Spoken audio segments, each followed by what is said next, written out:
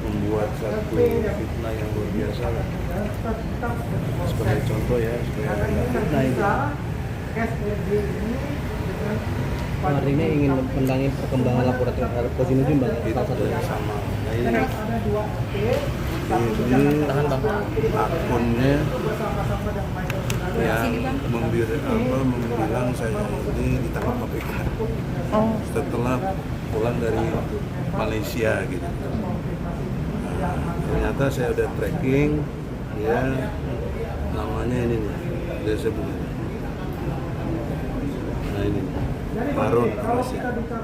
Ini yang fitnah. Ya. Jadi dengan hormat sekarang atau apa sih udah malas ngurusin gini-gini. Tapi ya kalau disebut-sebut terus, apalagi ditangkap KPK, ini luar biasa fitnahnya. Saya aja ada di sini kok ditangkap KPK gitu. Kalau yang ini udah dilaporin? Baru Sambil memantau kasus yang sambil memantau yang Roy Suryo, yang bilang saya tuyul, Jokowi Jin Iprit, kemudian pecundang, kita pengkhianat, dan juga Ahmad Kozinudin bilang bahwa SP3 saya produk Solo. Padahal kan SP3 itu produk dari DPR dan Presiden, kan undang-undang.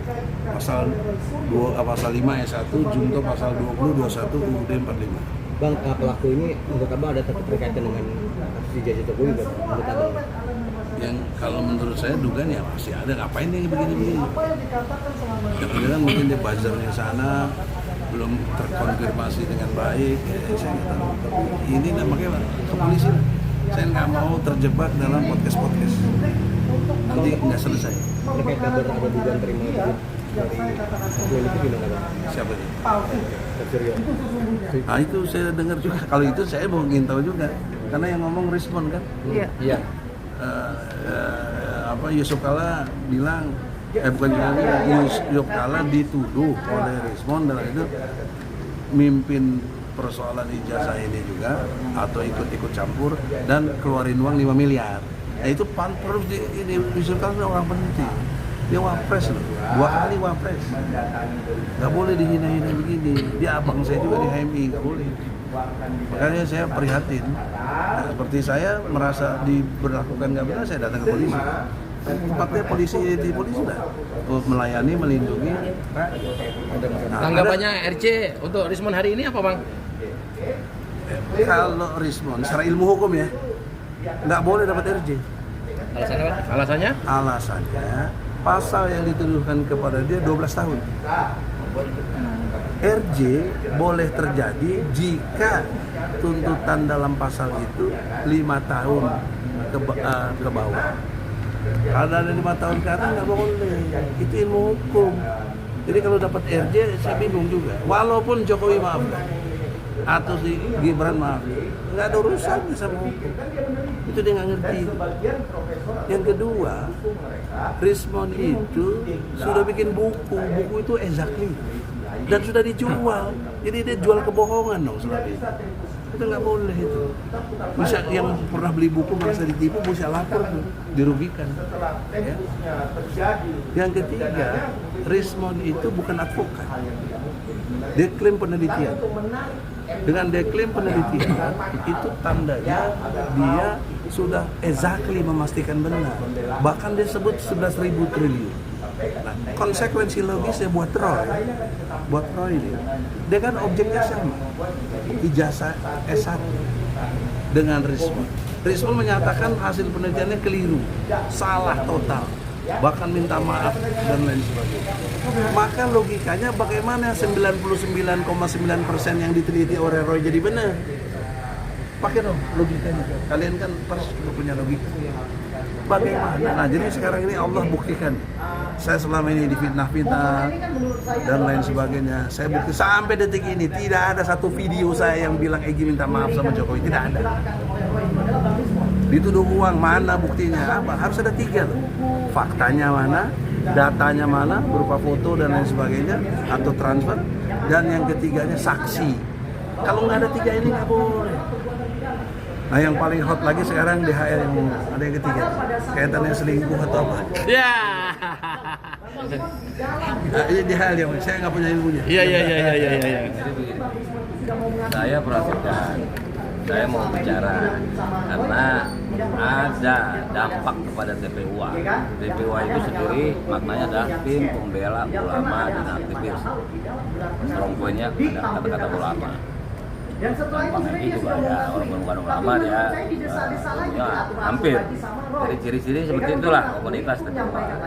Nah, diklaim oleh UGM bahwa Dr. Dipa itu adalah mewakili kami TPUA dengan Roy Rismond. Padahal Dipa itu tidak pernah saya undang secara resmi maupun lisan maupun chat WhatsApp. Yang diundang Sumaroy. Cuma Roy, saya minta bawa Rismond, ya kan?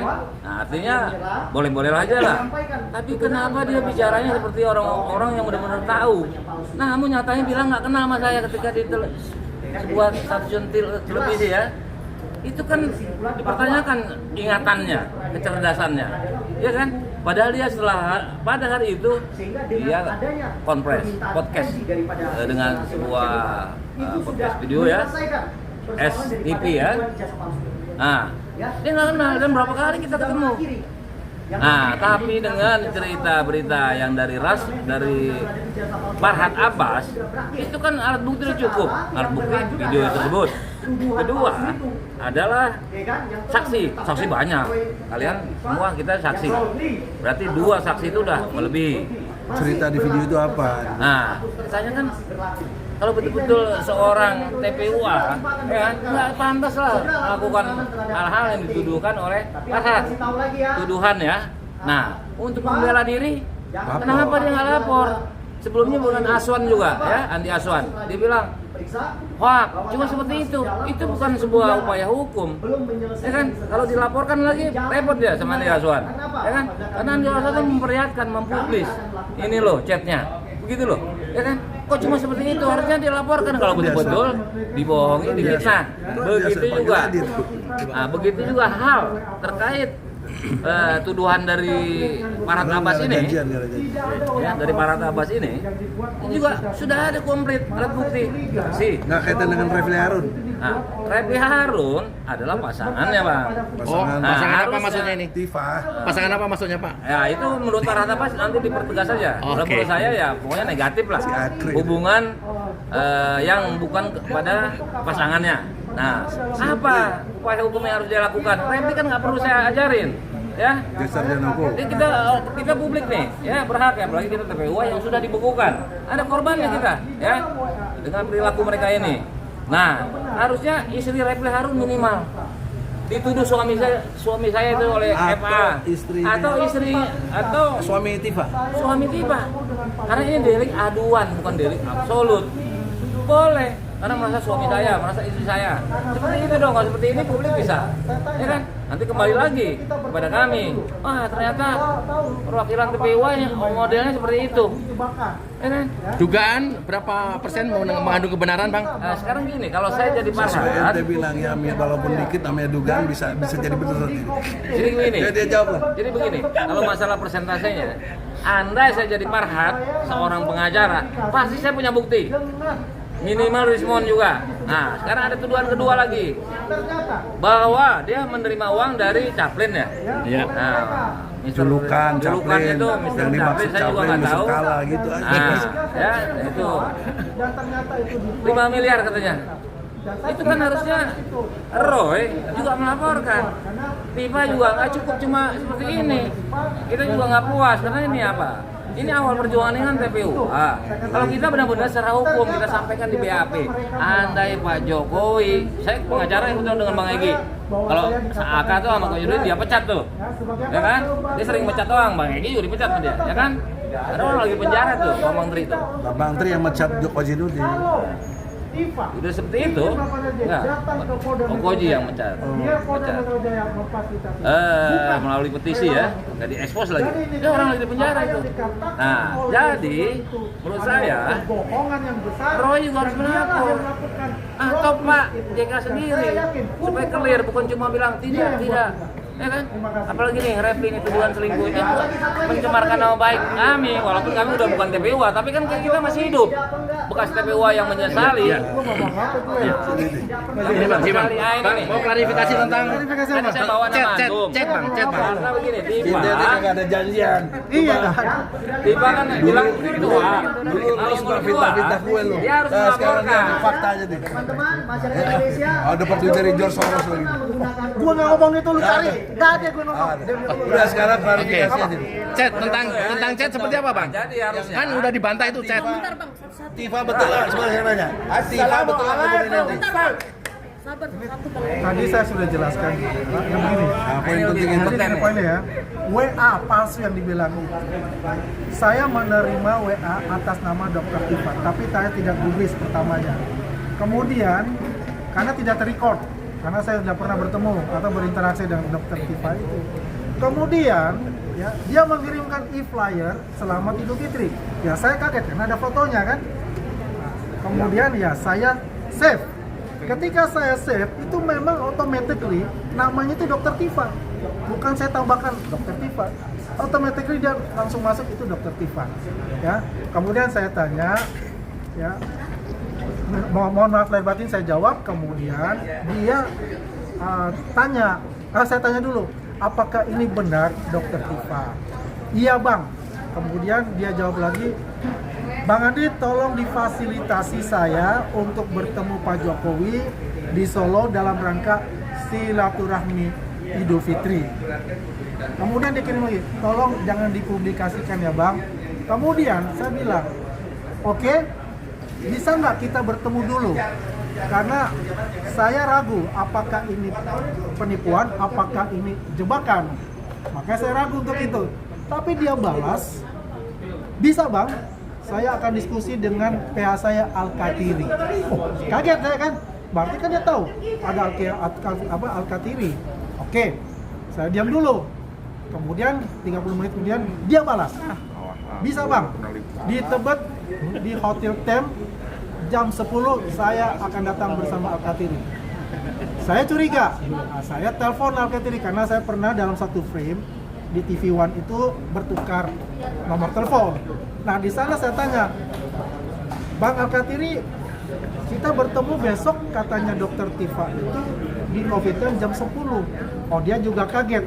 Oh kok saya nggak dikasih tahu, saya ada di Denpasar. Dia bilang, oke, mungkin Bang Al-Katiri bisa cek ini nomor teleponnya. Nah, dia telepon, terus dia balik lagi ke saya. Saya tidak tahu ini nomor karena saya tahu semua nomornya Tifa.